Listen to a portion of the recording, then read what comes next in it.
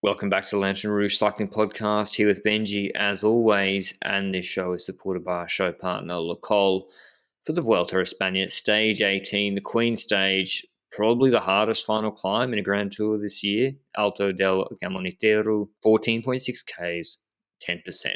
Now, it doesn't have like a 16% kilometre, but it's just consistently hard the entire time. There's some let up in the middle, a 4% average gradient section. Before that, we have a 10K, 8.5% climb, an 8K, 8.5% climb, long valley, then the Cordal climb, which should be pretty well known to people watching Angler Rouge stages in the past, 8Ks at 6%, and then a really technical descent off that, 163 Ks, 4,500 meters of climbing, and no real fight for the break today, Benji. Just went like that.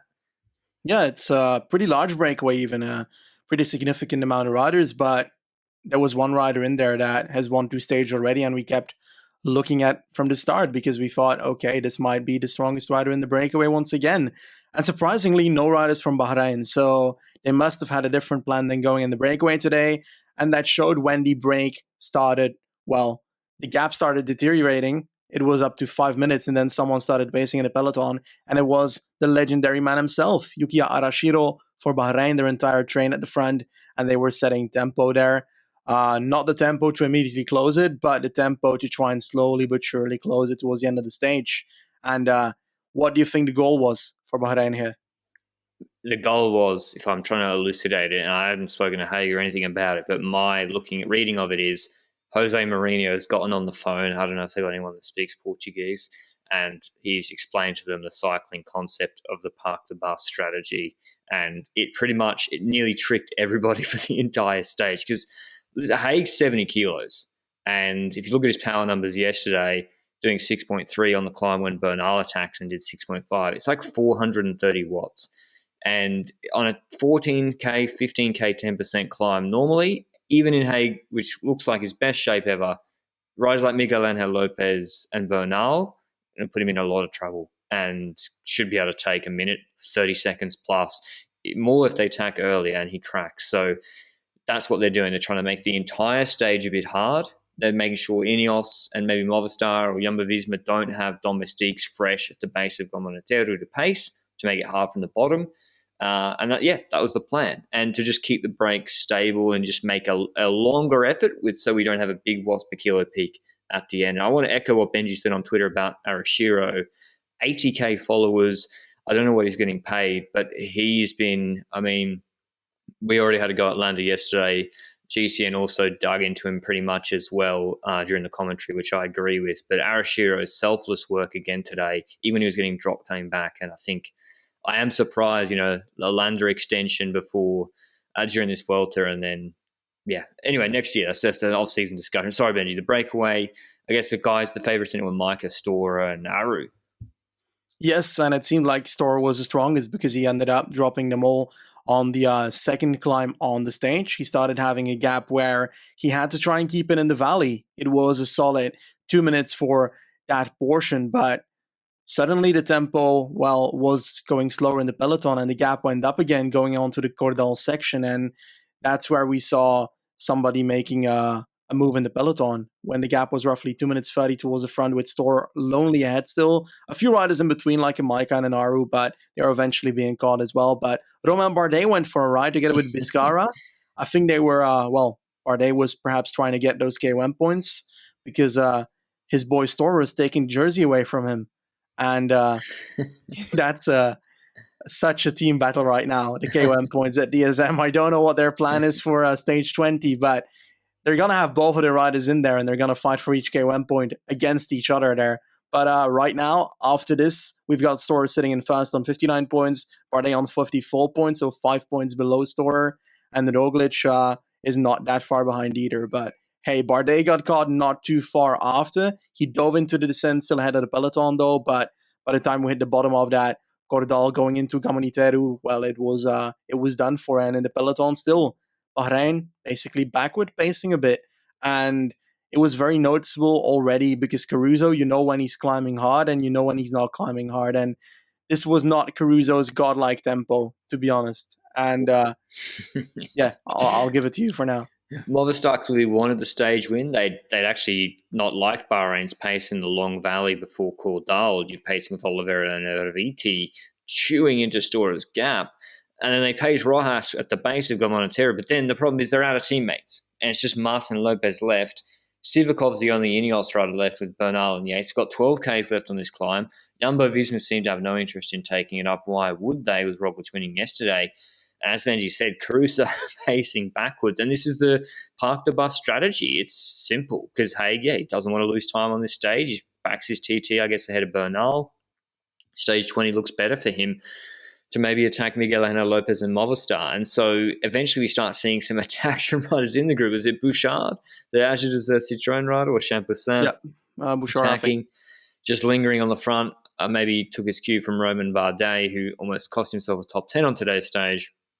Stora's losing time, even to Caruso pacing backwards. And you can see GC riders talking to each other, Mas talking to Lopez.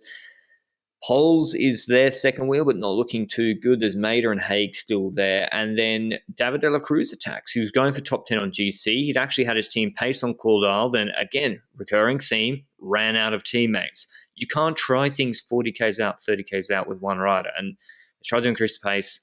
He attacked here, and he got a minute on the GC group. A minute. And there's a battle within this Vuelta that all of you aren't following closely enough, and that is the top 10 fight, which is a vicious knife fight between Louis Meintjes, David de la Cruz, and I think Groschardt and Guillaume Martin.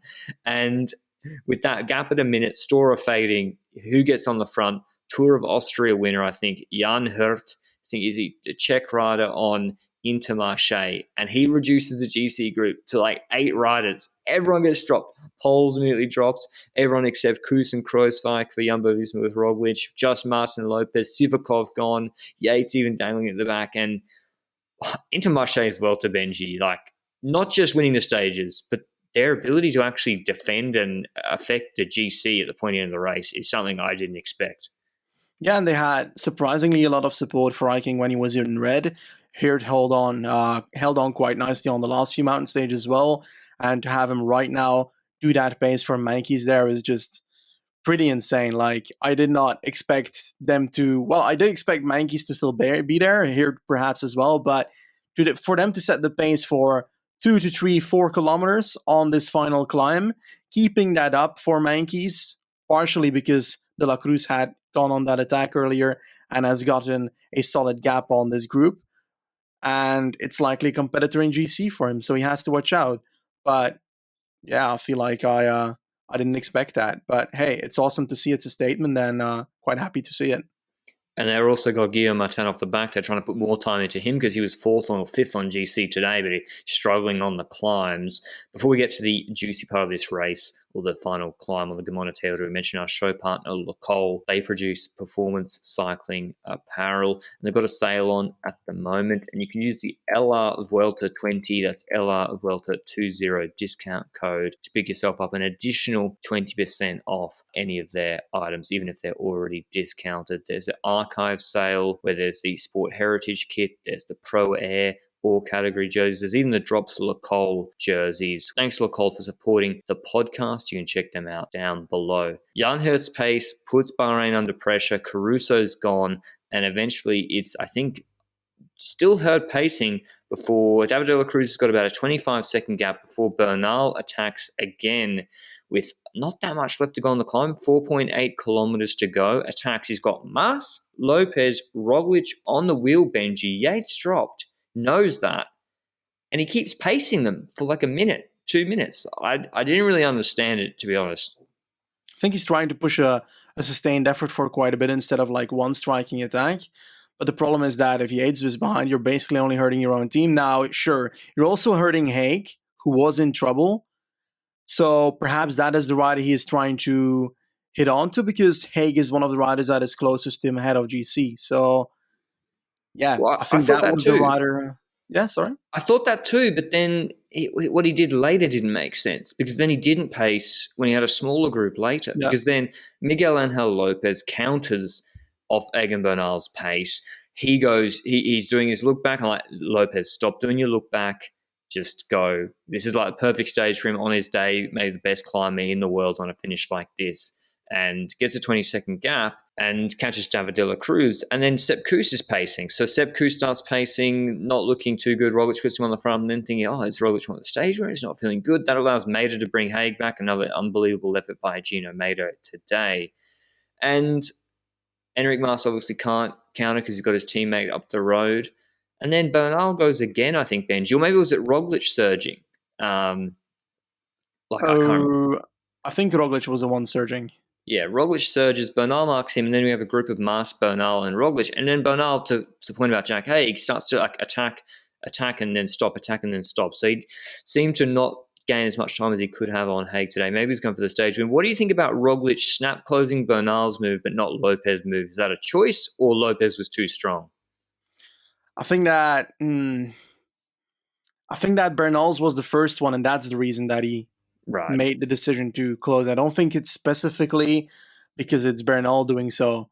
Bernal's on paper too far in GC to really bother Roglic anymore. And Lopez, sure, the people that he's attacking is the fact that Haig is having trouble at the back of the group and even dropped at a certain point. So I think that Lopez was trying to get away from Haig. There's no one in the group that is immediately affected by Lopez closing in on GC or riding away from him on GC because they're not the closest competitor to them, except Mas. But Mas ain't going to pace against Lopez, at least not did it this year in the Movistar series. But I think that's why nobody paces behind the attack of Lopez here and allows that to go, while they probably would have been able to respond at least a bit, to be honest. I think that if Roglic tried, he was on the wheel of Lopez here. Yeah, I think so too, based on all we've seen at this Vuelta a España so far. And still, Roglic had good legs. Now, he limits the gap to Lopez with Sepp Kuss, who didn't get his opportunity to go for the stage today. I actually thought he would, but maybe he didn't look like he was beating Lopez anyway. And then Roglic goes clear and attacks Mas and Bernal right at the end, Haig pacing behind. But Lopez takes Movistar's first Grand Tour stage win of the year on Gamoniteru, an outstanding win for him, and shows sort of his Mont Ventoux form from this year. And this is what he did in Col de la Loze last year, almost a carbon copy against Roglic in the Tour de France. Less than a year ago, or about a year ago, we already forget how good this guy is. And he almost goes ahead of Lopez on GC. But here's the top 10. Lopez, a fantastic stage win in the fog on this climb. 14 seconds ahead of Roglic, who takes 6 bonus seconds again. Mas 6 seconds behind on 20 seconds. Bernal on 22 seconds in fourth, who puts a 36-second gap into Haig, who runs in with De La Cruz, Mader, Menkes' unbelievable performance. Kuss on 106, I believe, and then Yates drops on 107. So this is kind of what Benji's been talking about, he tailing off. Like, he shouldn't be getting dropped by Haig, right, Benji, on this sort of finish. There's like a 10, 12 kilo difference. Yeah, you shouldn't be being dropped by Haig. It's as simple as that. Can't add too much more to that. Yep. So GC, no changes except for Guillaume Martin loses in terms of the order. He's down into ninth. Roglic now 2:30 ahead of Mas, but only 2:53 ahead of Lopez.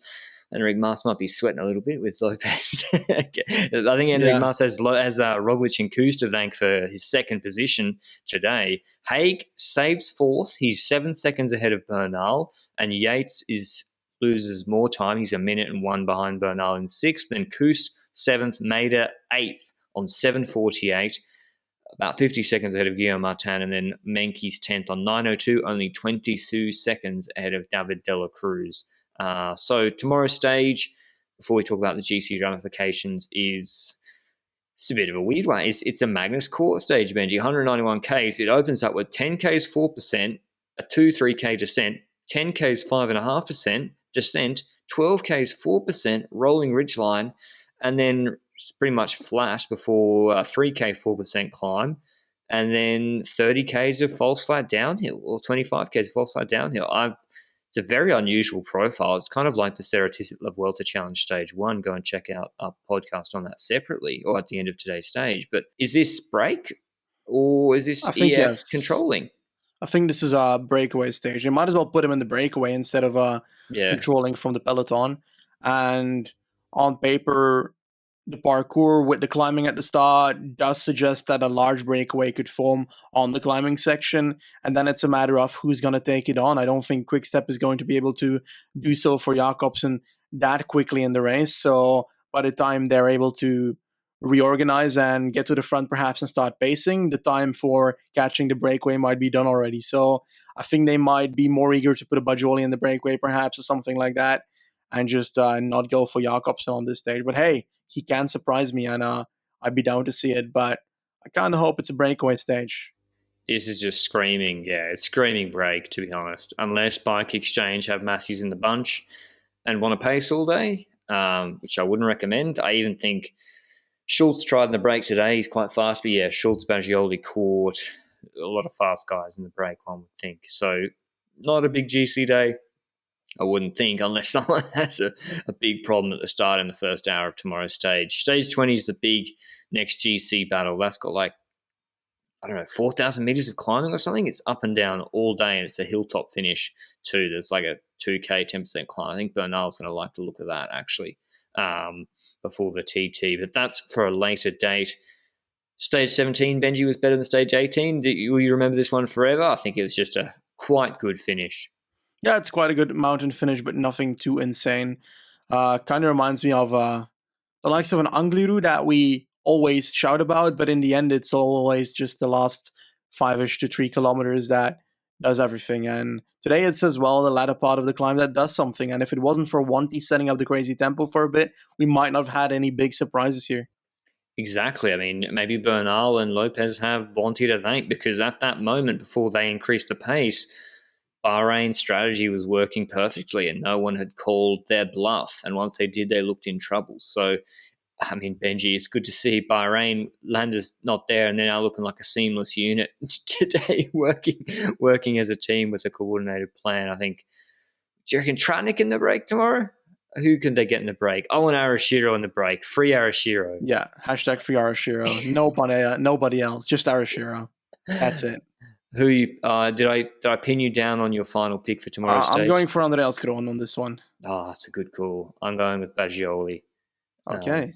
Because you said his name, and your first instinct is usually correct, and then I can confuse you otherwise. So I've been refreshing madly to try and get the watts per kilo for today's stage to see what they did on the final climb, but they haven't uploaded yet, which is a little bit irritating. But otherwise, we're going to progress on to now the Cereces La Vuelta Challenge Stage 1 and Benelux Tour Stage 4 recaps. If you're listening on podcast plays, it's all one file and it's separate videos on YouTube. But let us know down below, who's your most surprising team? Who's the most combative team of the Vuelta? We didn't do that thing, Benji, most combative. I'm going with Stora today, but Intermarché got to be the most combative team in the Vuelta. But sorry, who's your pick for today's stage, most combative? Probably Stora as well. There's no one else you can really go for, unless perhaps De La Cruz, but nah. Stora and Intermarché. They're looking good. They got some guys who are, on probably pretty good contracts. We hope you enjoyed this recap and stay with us now for the other races we had on today. Ciao.